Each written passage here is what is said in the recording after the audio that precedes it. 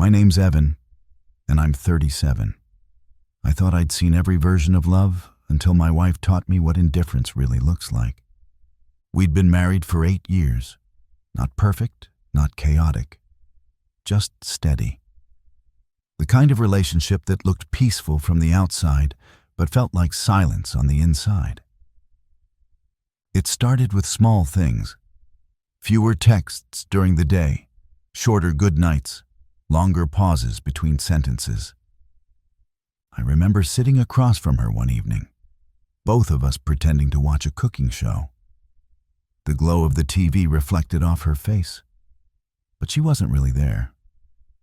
She was somewhere behind her own walls, smiling at something invisible. When I asked, "Is something wrong?" she smiled faintly and said, "No, I'm just tired."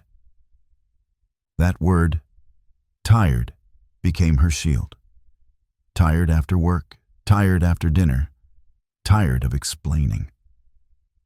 At first, I told myself it was stress. Everyone hits a lull. I cooked more, helped around the house, tried to lighten her load. But effort feels like noise when the other person has already turned the volume down. 2 weeks passed, then 3. The distance didn't grow. It settled, like dust. You stopped noticing. We barely touched, barely spoke. The bed felt too big. The air felt too thin. One night, I found her sitting on the porch, scrolling through her phone. Her face was lit up by that soft blue light. She looked peaceful in a way she hadn't looked around me in months. I stood there, watching her fingers dance over the screen. And something inside me whispered, "She's already gone." But I stayed quiet. I didn't want to sound jealous or insecure. That's how men lose credibility, by caring too loudly. Instead, I retreated inward. Went to the gym earlier, stayed out later, worked longer hours. The house became an airport lounge, a place to rest between flights, not to live. A friend of mine, Mark, noticed I was quieter at work. He asked if everything was okay. I told him it was just a rough patch. He nodded and said, "Just make sure it's a patch and not a pattern." I didn't have the heart to tell him it had already become both. By the 4th week, she stopped pretending. When I came home, she wouldn't even look up from her phone. Dinner wasn't a shared thing anymore. She'd already eaten, or she wasn't hungry. The fridge was full of takeout containers from places I didn't recognize. I remember one Saturday morning. It was bright, cold, and cruelly quiet. I made coffee, poured her a cup, and placed it on the counter beside her. She didn't look up, and I said, "We haven't talked properly in a while."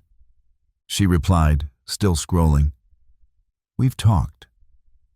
Not really. She sighed, placed the phone down, and finally looked at me. Her eyes weren't angry. They were detached. "Evan," she said softly, "this isn't distance." I frowned. Then what is it? She took a slow breath, as if releasing years of restraint. "It's freedom. I'm not trying to hurt you. I just feel free." Free. That word hit harder than any insult could have. Freedom from what? From me? From the life we built? She stood up, her face calm, her voice steady. "I'm not leaving today. I just don't want to pretend anymore." I nodded, though I didn't understand. I wanted to shout, to demand reasons, to drag an explanation out of her. But all I managed was silence. That night, I lay beside her, both of us facing opposite walls. And it struck me how final silence can feel. You don't need doors slamming or bags packed. Sometimes leaving happens one quiet breath at a time. I didn't sleep. I thought about every moment, every ignored text, every polite smile, every time she'd said, "I'm fine." It all lined up like a confession. By morning, the house felt foreign. The sunlight didn't reach the corners anymore. She was still there physically, but the woman I'd married was gone. And in that empty stillness, I realized something painful. She hadn't changed overnight. I had just finally opened my eyes.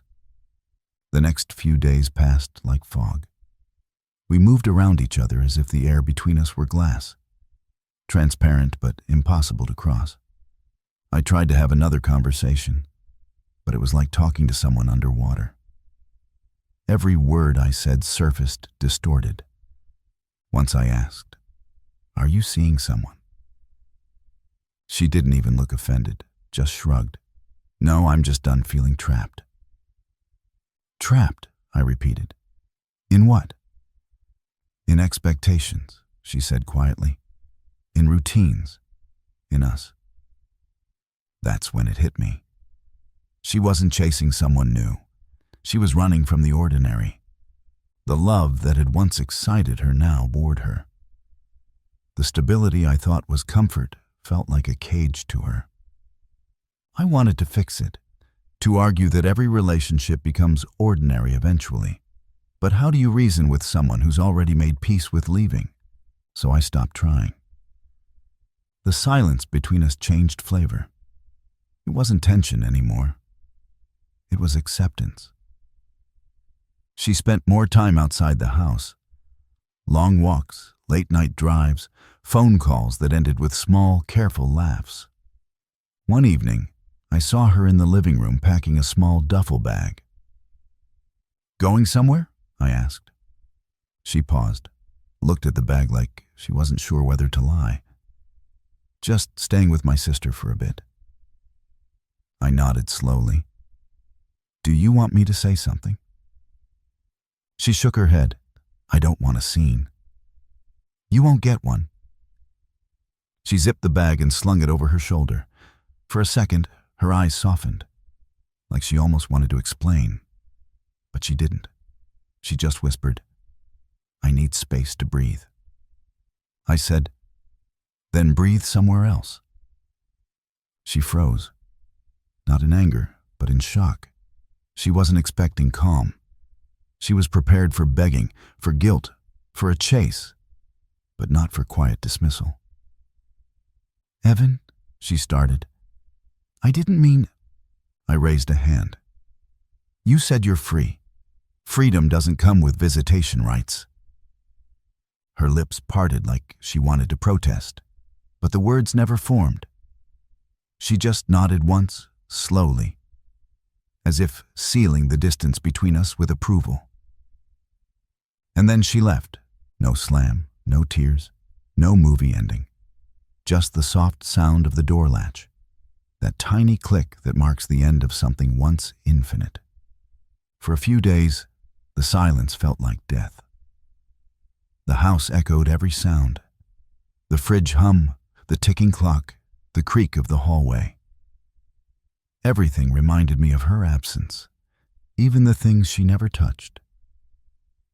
But something shifted after the third morning. I woke up, made coffee for one, and realized how much calmer the air felt. There was grief, sure, but also clarity. A kind of mental stillness I hadn't felt in months. I thought about calling her, not to win her back, but to thank her for being honest enough to leave instead of pretending longer. But I didn't call. Some gratitude belongs only in thought. A week later, I ran into her friend Lauren at the grocery store in Portland, Oregon. She looked surprised to see me. She said, "You kicked her out." I smiled faintly. I didn't kick her out. I just stopped holding the door open. Lauren didn't know how to respond. People rarely do when peace doesn't look like weakness. That night, I sat on the same porch where she used to scroll through her phone. The same soft blue glow from my own screen lit my hands. Only this time, the quiet wasn't empty. It was earned. I thought about everything she'd said. About freedom, distance, expectations. Maybe she was right. Maybe love turns stale when it stops evolving. But I also knew this. Freedom isn't about leaving people who love you. It's about being honest enough to stay true to what you feel. She chose her kind of honesty. I chose mine. It's strange, though, when you finally stop fighting for someone who doesn't want to be fought for. Peace doesn't come with fireworks. It arrives slowly, like dawn. Quiet, soft, but undeniable. I started rebuilding my life piece by piece. Reconnected with friends, took long drives with no destination, rediscovered how silence can heal instead of hurt. Sometimes people ask if I'd take her back if she returned. I don't even need to think. No, because she wasn't wrong for wanting freedom. She was wrong for confusing distance with growth. And I wasn't cruel for letting her go. I was just done begging for company from someone who had already left in her heart. Love doesn't always end with a betrayal or anger. Sometimes it ends with a whisper that finally teaches you how to listen. And when she said, "I'm free," I thought I was losing something. But maybe, for the first time, I wasn't.